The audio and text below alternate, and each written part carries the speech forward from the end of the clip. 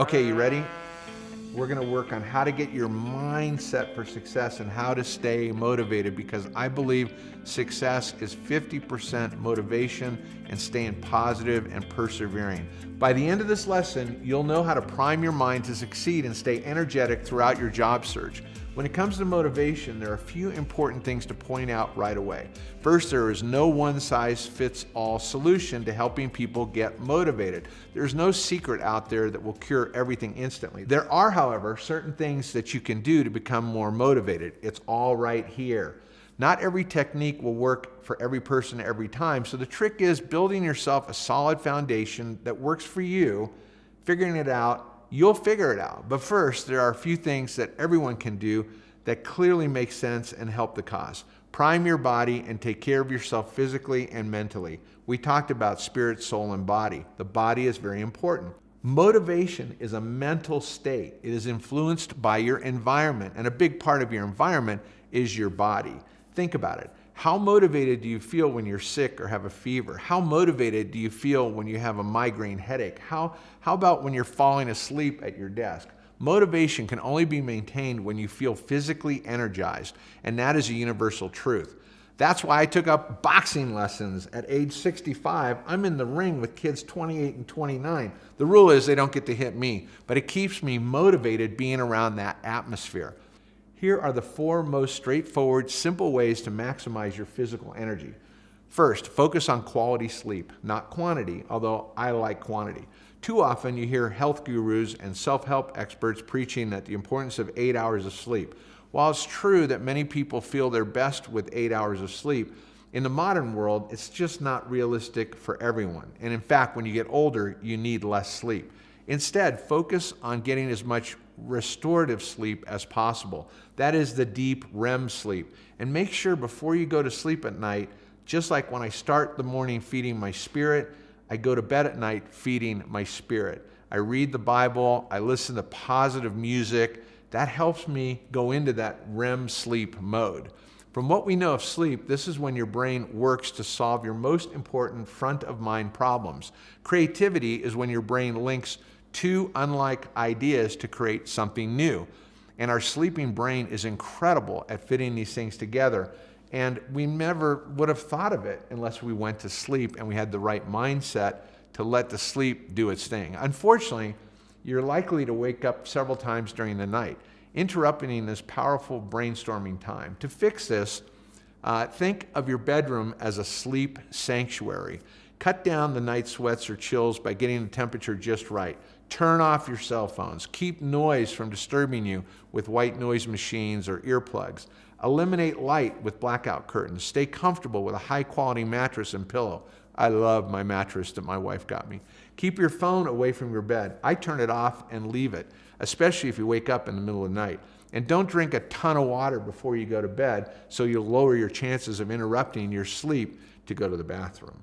Secondly, with that being said, consume more water throughout the day. When you wake up, you are already about 1% hydrated, and most of us never fully hydrate. Drink a full glass of water the minute you get up. It jumpstarts all the organs in your body.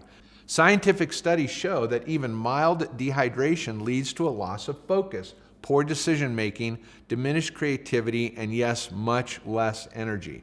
You'd be surprised at how much water you need to keep your mind functioning at its best. Start by getting yourself a reusable water bottle you like and drinking a full glass first thing in the morning when you wake up. It's a great way to get your day going and prime your body for more water drinking throughout the day, which keeps your mind going. Third, make sure you are eating at least 3 good meals a day. I eat 6. I like to graze all day long. Your new mantra, food is fuel. That's why when you go to Google or Apple, there's never more than 20 feet away from great snacks. In the world of health and fitness, there are few things more controversial than food. There are so many dietary options. There's the keto, the vegan, the paleo, the intermittent fasting, the gluten-free, and so much more. I've tried them all, but I found one that works for me. Really, the only right answer is to listen to your body, try different things, and see what helps you feel your absolute best. For me, if I want to optimize for motivation and energy, not rapid weight loss, I consume 5 to 6 high-carb meals per day. I stay away from meat, fish. I'm a vegetarian. I'm focused on high carbohydrates. The program is called the Dr. John McDougall Maximum Weight Loss Program. It works for me.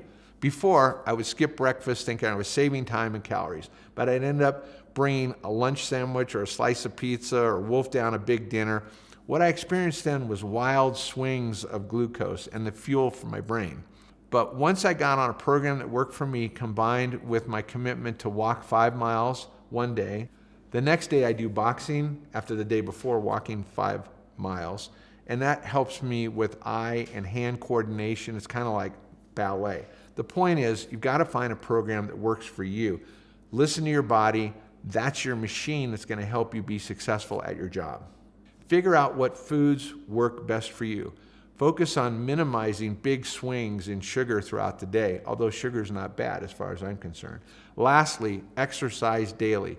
Don't panic. Just keep moving. Just keep moving. I started walking. I could only walk 10 minutes the first time. Now, a year later, I've lost 80 pounds. I do 5 miles every day, not a problem. You don't have to become a hardcore marathon runner or run an Ironman. You certainly don't need to spend hours a day in the gym. Although if you enjoy working out, more power to you, the reward is fantastic. For me, I block out 2 hours every day for my body, physical exercise for my body. Instead, all you really need to do is make sure you elevate your heartbeat for 20 to 30 minutes a day. For most people, a simple, vigorous walk around your neighborhood or the parking lot or on a treadmill each morning will do the trick. The most important thing is to get moving. I know people who get in their daily workouts with a yoga session or pick up a basketball game after work. It's whatever you like.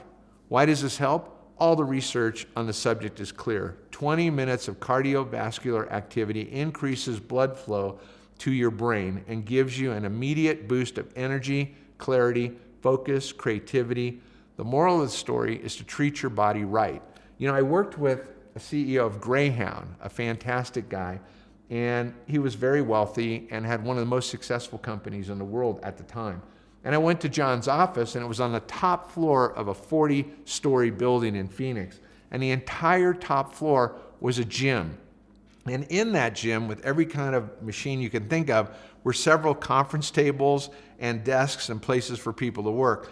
I said, John, what's this? He goes, I'm making working out part of my job. So he was there working out all day long. If he had a board meeting, he might be lifting weights during the board meeting. If he was working on a project with his marketing director, they worked out together and played basketball. So kind of get into a mindset of physical activity for your body is integrated into your job. So whether you're just trying to power through long, hard days of work or truly focus on quality time with your family, or you've got a New Year's resolution to maintain your mental motivation, get in physical shape, and get a better job, focus on doing right for your body and your brain.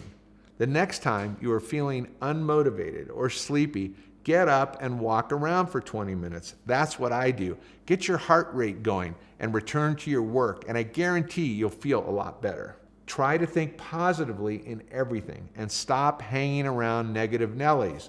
It's no secret that positivity is good for you, body, soul, and spirit. But this is more true than you could ever imagine. To live more positively, to make a concentrated effort to look forward, not back, is a gift. Concentrate on what is now and practice happiness. Children, I love children. They live in the moment, seizing every second to explore, to discover, to play, and to push those boundaries.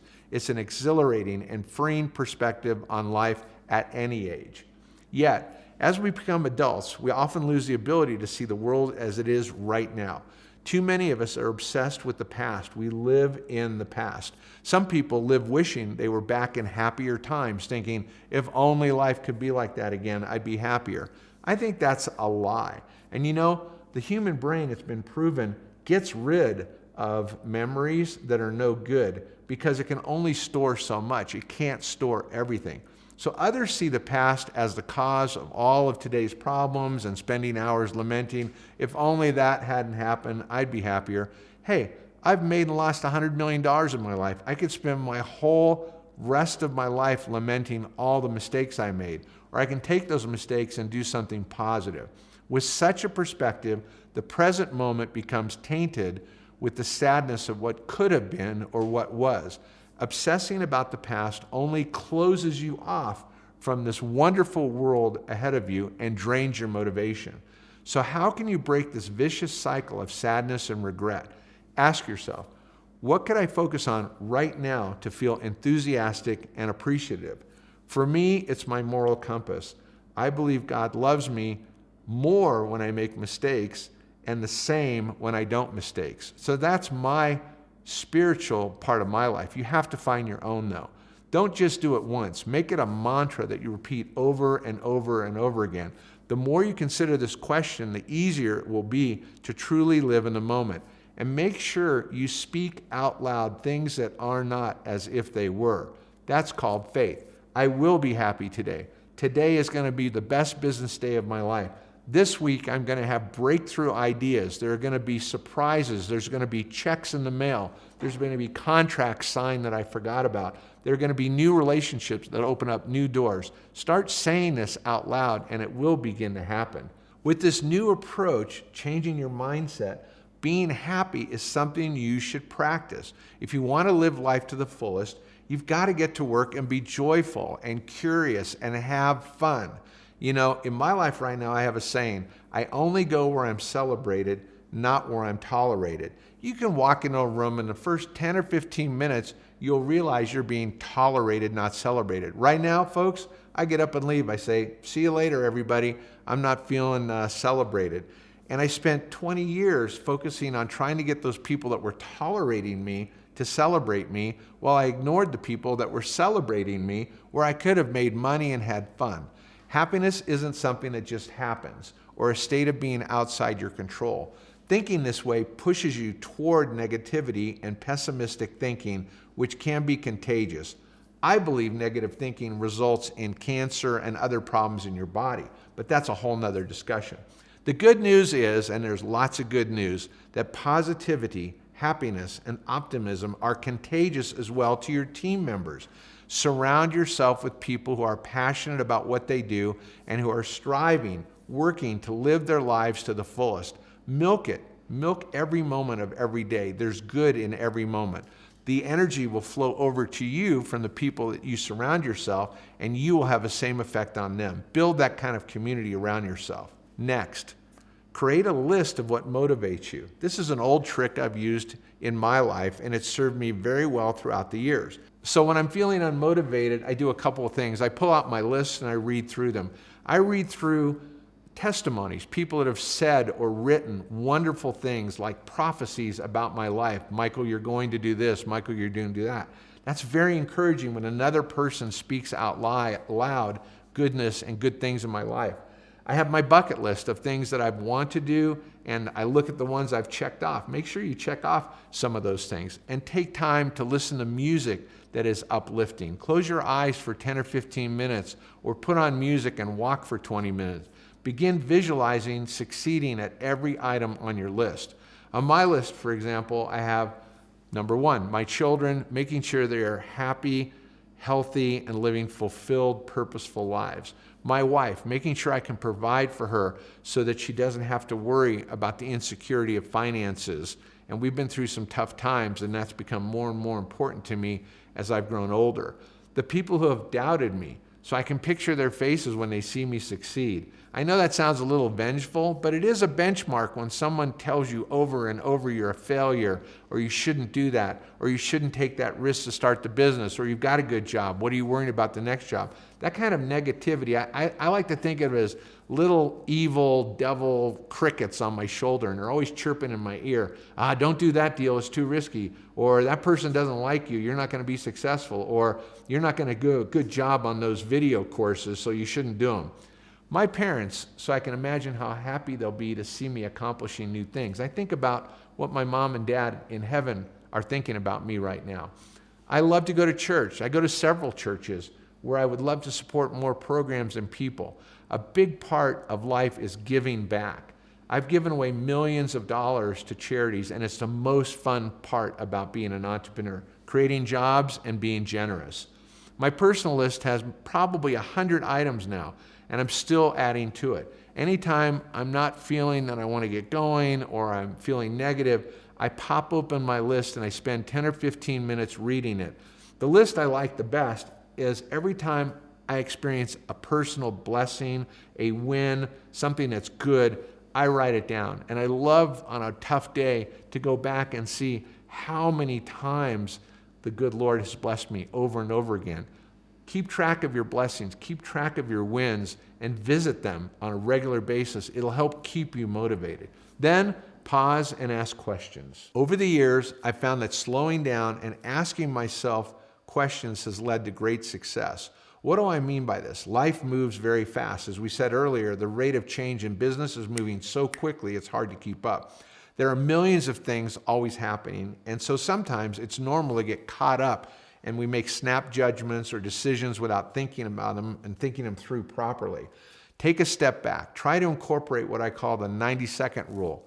If I'm feeling unmotivated and keep making excuses in my head as to why I should or should not be doing something that I know needs to be done, I simply take out my phone, set the timer for 90 seconds. For the first 20 seconds, I try to literally think about nothing and just clear my mind. For me, my moral compass is the Bible. I start to think about life in heaven. You'll find your own. Keep looking. Then, for the remaining 70 seconds, I ask myself one simple question. Is what I'm doing right now going to help put me in a better position in my life today, a week from now,